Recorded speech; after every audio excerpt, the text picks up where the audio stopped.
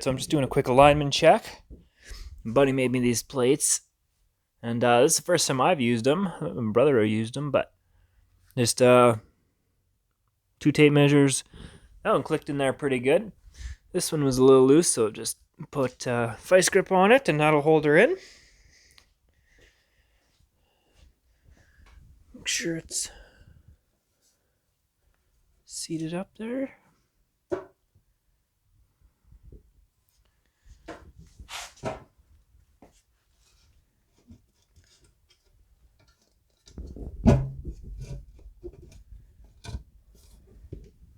Okay.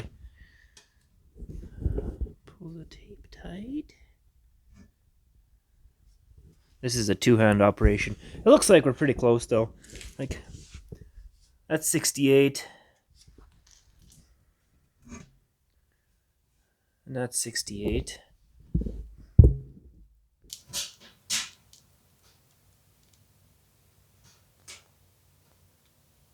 Okay. You're 68 on the money. Front is 67 and 15/16. You know, I think we're just gonna leave that where it is. It felt pretty good.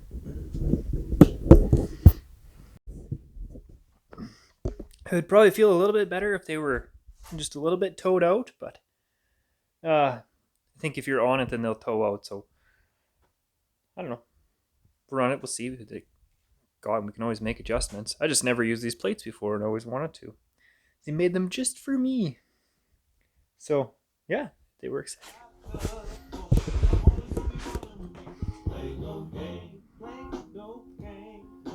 Well, that's getting reused. Well, lucky for me, I didn't take it too far around the block. That's 3.5 liters. I think I put 5.5 in. Oh yeah, just a bit of a leak. Not too bad. Oh, good grief.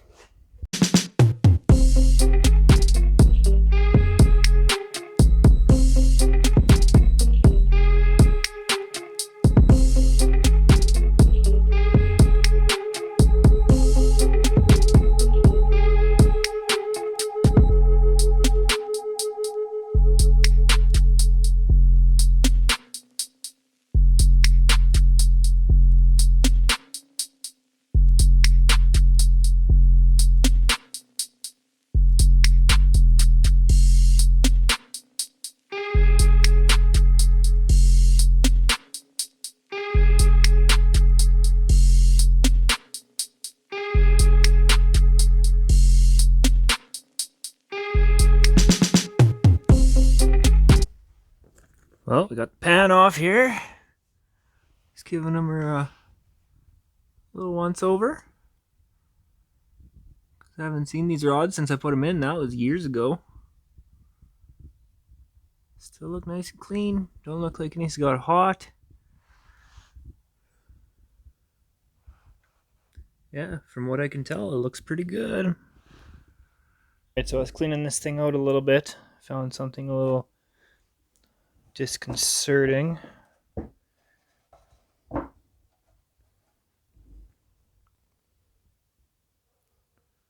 That's not good. What is that? Looks like bearing material, but it's really flat.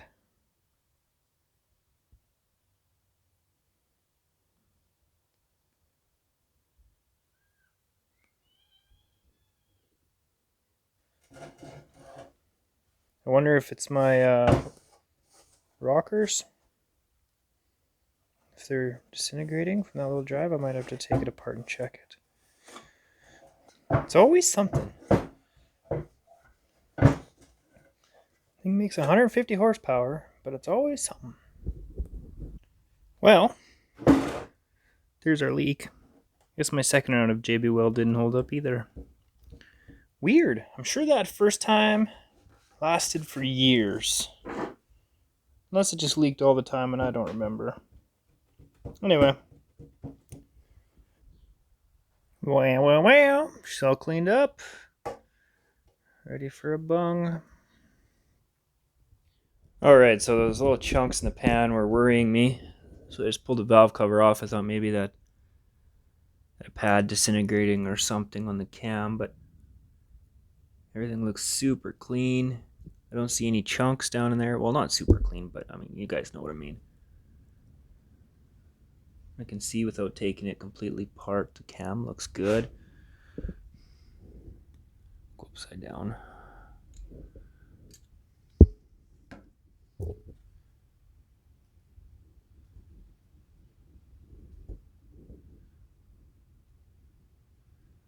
The weirdness on that one must be the reflection of the valve spring.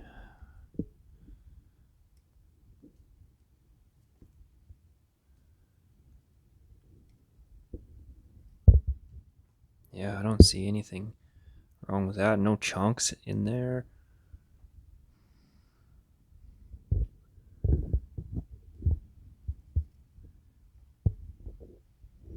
Anytime today.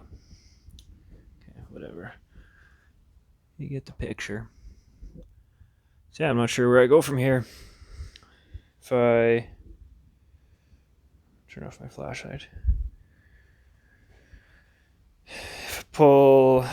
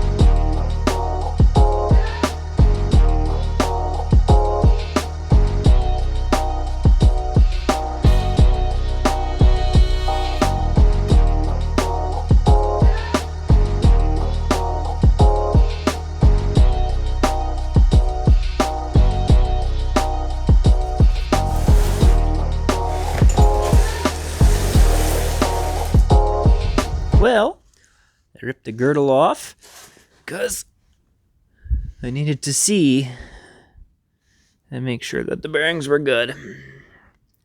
Because I was pretty worried. As it turns out, I have every right to be worried. These things have seen better days. Looks like they're just starting to come apart. This one is not good at all. That one's got a whole bunch of pitting on it. I don't know why it has the pitting on it. If anybody knows why they pit like that, if you can even see it, you leave that down in the comments there. Because I'm too lazy to Google it.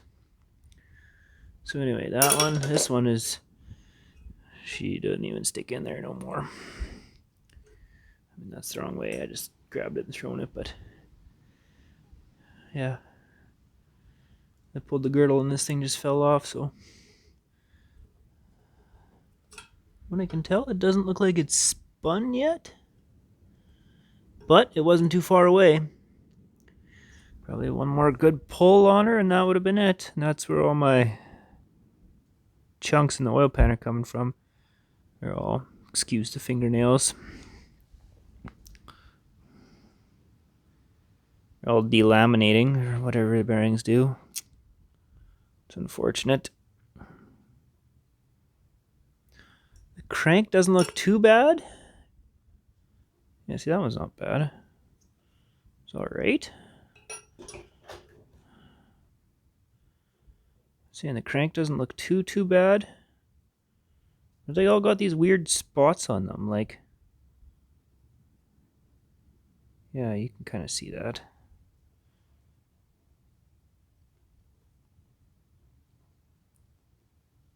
Little spots in there. It's kind of dull and then spotty and then some shiny pieces and...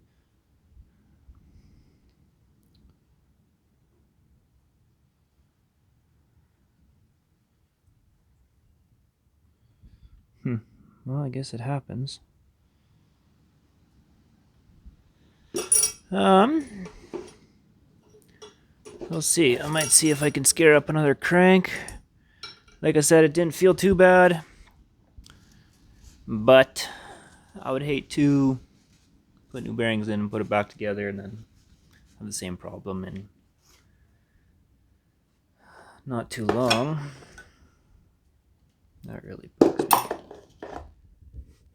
Alright, so it's been a couple days since that last little bit, and I talked to one of my coworkers who used to be an engine rebuilder, and he figured that that was oil starvation. And the best of his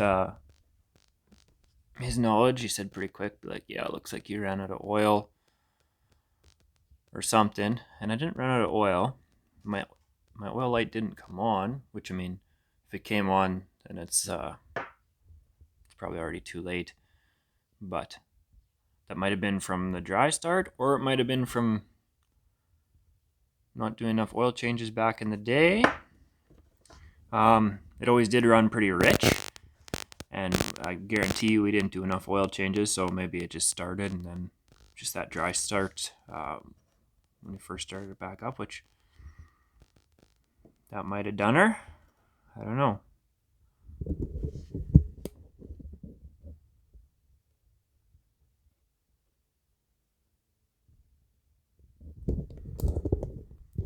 Either way, I'm gonna have to do something. So I ordered a set of new bearings, new thrust washers, and they'll be a couple days.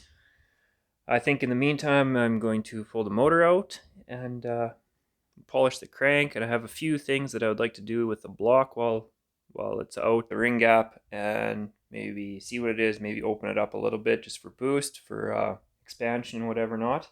I'm pretty sure I set them to factory ring gap specs when we assembled, so they might be a little bit tight if we're putting any boost to it. Yeah, pretty much just check it over and just make sure we're good. I did find another crank, and the mains were good, but the rods looked like they had spun rod bearings, so that one was kind of shot. I don't know. Old deep parts are getting hard to find, so work with what you got. So I think I'm gonna pull it all apart and get the crank polished up, and probably say 1,400 more times.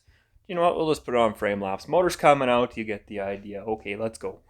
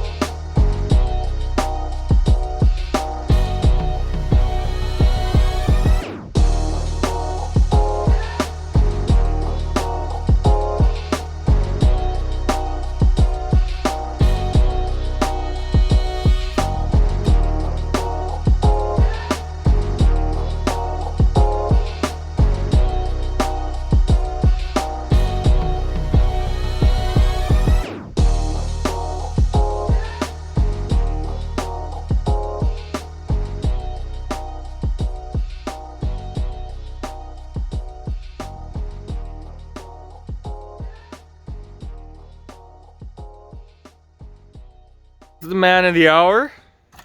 Man of the year. Oh, he's got his jorts on and everything. Get down, what you doing? What you doing? Hey, come here. Come here. Something. What's going on? All right, so remember how I was saying, or remember how I was worried about the ring gap being too tight because I set it for factory? Have a look in there. I'm guessing they expanded a little bit when she got hot, got under boost, and scored up my cylinder walls pretty good. You're gonna see if I can take them out with the hone. What else? Crank actually is not too bad at all. We'll do our best to polish it. This was the worst one. There's no fingernail catchers on there, but still, it's just it's scored, right?